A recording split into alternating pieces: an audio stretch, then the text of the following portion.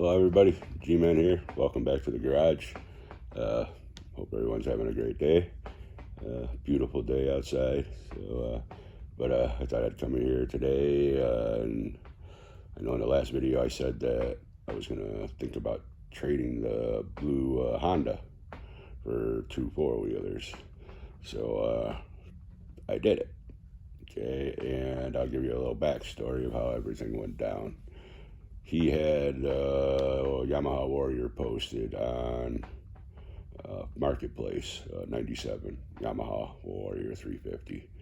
Now, I've been wanting to get like a Warrior and a sport quad in general, just to work on, but I don't know, I've been kind of curious about the Warrior because, it was a popular quad in the day, and according to a lot of the things I read, it's supposed to be Yamaha's one of their best motors, durable, bulletproof. I don't know how true that is. Maybe some Yamaha Warrior people out there could tell me. But anyway, so he had this listed. He had it trades. Will obviously listen to cash, but he'll wanted trades, 4x4, trail, utility quads, other quads. So now I had no intentions of trading the Blue Beast, and that's not even what I responded with. I just started talking to him, asking him, what kind of quads he was, looking for, if he had anything in particular. And then I was going to offer the 86 Honda 200SX that I had shown you in the last video to him with maybe some cash on top or something. Well, funny thing was he had one already, so he didn't want that. So we got to talking, which is weird. You don't really talk to people too much, not usually, but we got to talking a bit, just general stuff about ATVs and stuff, and it got brought up that I had a Honda Rancher 420. It's not a 4x4, it was just a two-wheel drive, but it was a 2007 and pretty dang good shape, runs excellent. But, so he came right back with, well, I'd trade you for that. Well, my first thing obviously was that, I didn't really want to do it. And the value wouldn't have been the same to me. The Honda would definitely have been worth more. So I just kind of, left it up at, he wanted like more videos of it running and some pictures. And I just kind of left it at that. A couple days later, he sends me a video of the Yamaha Warrior running. Revs it up a few times. Sounds real good. So I still don't think I responded anything. And then finally I did respond, it sounds pretty good, I said, but I was honest with him. I told him I didn't really know if I wanted to do that kind of a trade. So, because I just didn't want to deal with something that I had to deal with engine problems or anything. And you don't know if you can really trust people on Marketplace all the time. Most of the time you can't. So anyway, a couple days goes by, and then I get a message that he'll throw in another ATV. So now I'm like, this guy's persistent. He really wants this thing. So, when you're doing Marketplace people, you got to kind of wonder, are they pushing it because they just want to get rid of their garbage? Or, are they like me? When I see something on Marketplace, I'm not going to pawn you off garbage. I'll tell you exactly everything that's wrong with anything I get rid of you. But I'll do what I can to try to get that machine. But I don't know if he's like that or if he's just trying to get rid of a piece of crap. So, it ends up being, I start to get intrigued. So I ask him, what ATVs are we talking about? So he sends me a picture of, it was an Arctic Cat, I think it was a Quad Boss maybe, 250, something, I think. 4x4, runs, rides, but it smokes a bit. And then, funny, he offered me the Honda, the 86 Honda 200SX that he had. So he sent me pictures. The Honda, which I'll show you in a little bit, is actually pretty decent shape, So anyway, he ends up giving me his number I call him. He tells me he'll tell me everything I want, everything about the machine, you know. And I'm mainly interested in the Yamaha Warrior, so I do. I end up calling him, and believe it or not, I mean, I ended up talking to the guy for like almost 2 hours on the phone. Okay, so he was a real down-to-earth kid, just likes to tinker with machines. We shared a couple stories. But by the end of the conversation, my thinking was, one, I believe the kid. And two, I don't think anybody that was trying to scam me would keep me on the phone that long. They would just try to seal the deal, get it done and over with, set up a time for you to come out, and get you off the phone quickly because they don't want to, you know, obviously give up anything that's going to, reveal them to any lies they might have been trying to tell you to get rid of their machine. So by this point, I'm feeling like, all right, the guy's kind of honest. And he sounded honest. He even told me some of the negative things that might have red flagged me into not wanting to do the deal. So then it comes down to, all right, well, let me think on it. I'll let you know by tomorrow. And then the next day came, and I told him, I got a hold of him and told him, I says, well, I'll tell you what, I won't drag out any longer. Just give me to the end of the day. I have a party to go to today. I'll let you know by the end of the day. Because he did tell me that he had a couple offers for it and stuff, but he's been trying to hold them off in hopes of getting the Honda Rancher. So I told him I'd let him know by the end of the day. Now, I waited as long as I could that day. At this point, I still wasn't sure if I wanted to do it. And I did. I ended up calling him, and I was like, you know what, I'll do it. So we set it up that, then it got down to the point where, well, how are we going to do this, because, I mean, technically, yes, it was me originally that came to your ad with a different deal, but you pretty much started the deal with the Honda. So travel-wise, because he lived like an hour and a half away. So he only had a car. He didn't even have a car. He didn't even drive. So he offered me, which I've never had anybody do this, he offered me gas cash. Now, I told him to give me 30. He insisted I took 50. In the end, I was like, if it makes you feel better to pay me 50, I'll take the 50. So I did. I went out there, drove the drive, which wasn't too bad. It was quite gorgeous up there, actually, with the fall orange, red leaf trees, whatever. So I drove up there. I meet the guy there. And he did, the quad, both of them, both machines started right up. He told me about a few things, and I'll show you the things that he told me, but both of them fired right up. He helped me load them onto the trailer. Matt didn't even take my machine for a ride. I mean, I seen him riding it because I had to swing around the block to get back to the route I was taking home.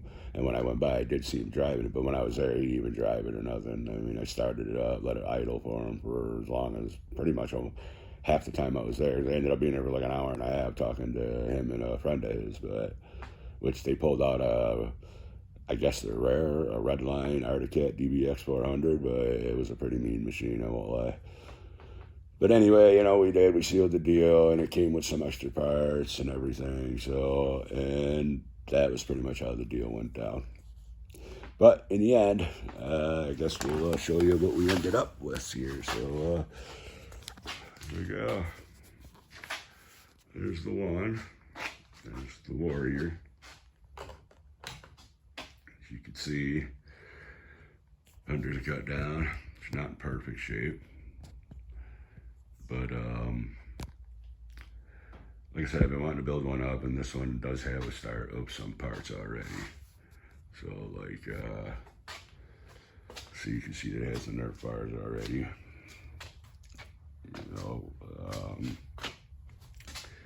And some aftermarket these. I don't know if I'd use them because I'm gonna change the plastics. Looks like they just kind of painted this. I just pressure washed it. A lot of red. Tires are like brand new. I would say brand new, but pretty dang new. Fronts are pretty good. Has an aftermarket pipe. HMF. The whole rear end down below has been done, but it does have a blown shock. That thing just bounces like crazy.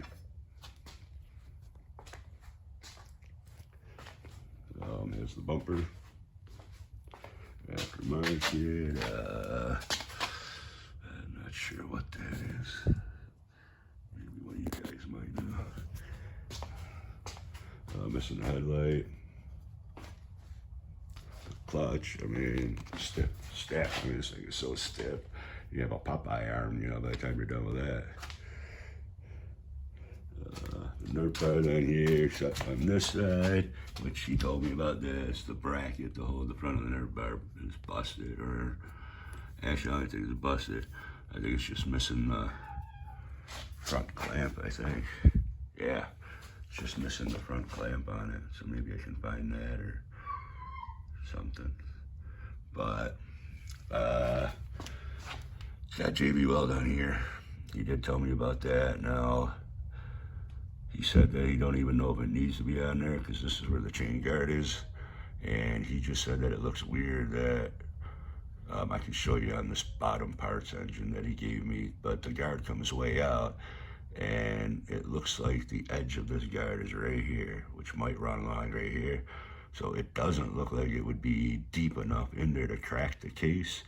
So he's not sure if the guy just did it for like fear that it was gonna leak or something, but it don't look like it would be found down far enough to even be cracked on the case. But he gave me the bottom ends part, so I guess if I ever wanted to split the case, I could do it.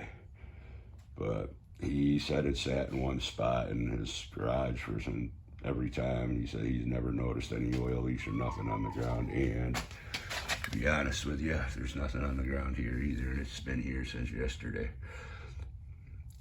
A new chain, the red chain. He put new rods on it. The old previous guy he got it from, they were all bent. He did the whole rear end, as you can tell. I mean, how new that thing is. So, it still sounds kind of nasty. Not so bad right there, but yeah, she'll make noises because that bottom shock's just blown. But I don't know if I like this long thing. I might change that out for a normal style like thing there, you know, normal style grab bar. I don't know if I like that. But I mean, overall, not a bad machine. I mean, but there are some things that he didn't tell me. I don't know if he knew or not. But one thing is I noticed, which should have been a pretty important thing here. Let me get a flashlight here. But you can see up, and you'll be able to see up there. You see that there's no engine mount. So somebody be riding around like that, not knowing, that could have been kind of trouble. But no engine mount, so obviously I'll have to go and see, you know, if all the engine mounts are on there and tightened properly. The other thing I noticed too is, you can see this thing here. It just slides. There's no clip holding down the shifter, but it does shift good and everything. It's pretty much a screamer with that exhaust. He said it pissed his neighbors off. Now, I didn't drive it because he lived in a populated area, and I didn't want to be the one responsible to deal with any cops and having a machine get taken away or anything. But he, you know, he did. Yeah, it shifted fine. He guaranteed me the engine was sound, bottom and top. So, but yeah, I mean, it needs its things. But you know, I'm gonna do my thing over the winter. So you guys will be with me for that, and we'll turn this thing into a beast. But it's, like I said, it's got to start on some things. Got a nice gas cap. Got the Mongoose racing bars. So it's got the start of some parts. So, and then look at this little beauty. It's like much better shape than my guy over there. Look at that thing. Look at that one. Not perfect, but pretty good condition. Clean, pretty clean too, actually. This one runs too. This one runs, okay? Started right up, idled everything. Once she warms up, she idles a little rougher. And I'm pretty sure I already know what the problem is, the aftermarket pipe. The carburetor is going to need to be probably rejetted to compensate for the aftermarket pipe. So that's probably the problem there, but it's burning a little rich. You can take the plug out after a ride or so, and it'll just be all, charred up and everything. So black, and so, but it probably needs to be rejetted for the pipe. So we'll get that all taken care of. But she did start running, everything like that, idled, like I said, just a little rougher. This one started right up, ran, the guy like popped wheelies on it and crap. I mean, it's been sitting for 6 months, so she idles, she just, doesn't idle the smoothest. But this little baby here is actually pretty clean. I mean, the only crack I've seen is right here. So we'll do something about that. But I mean, it's pretty clean. See, plastic's still kind of shiny up front. Engine's pretty clean.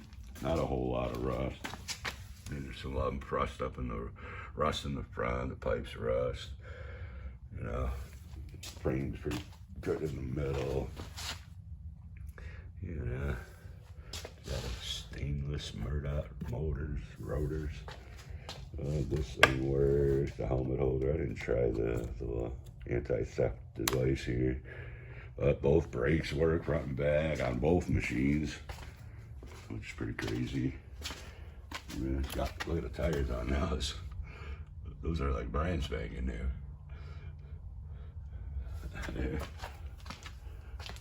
You got the rubber latch still good. But this one, he had the same problem. The gas tank was rusted to crap. So he rigged up this lawnmower motor with and I think there's a little inline fuel filter right there. But yeah, she'll fire up and everything. And then I got my tank here soaking in evapor rust. It's been in there for like, I'm gonna keep it in there until that thing's like crystal clean inside. And then I'll probably use the two machines, make one nice machine. And like nice machine. And then I'll take the other one and I'll fix whatever it needs to be a safe rider. Because I mean, if this thing runs anywhere near amazing as that thing runs, I think I'm gonna keep them. Get a car seat cover, make it so it can be ridden safely, get the bolts missing in the back, tighten up the front end. Yeah, and I think these will be two good little fun toys. I got 12, 13-year-olds, they'd be good. So, yeah. 2 for the 1 there. I mean, I don't know. Guess you guys still tell me what you think if you've been trying to keep an eye on things, but I'm not disappointed. I think it's fine.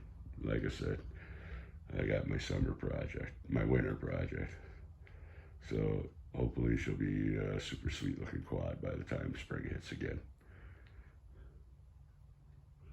But yeah. All right, guys. Well, that's it for now.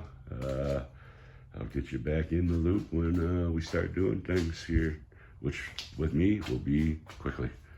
But have a good day. See ya.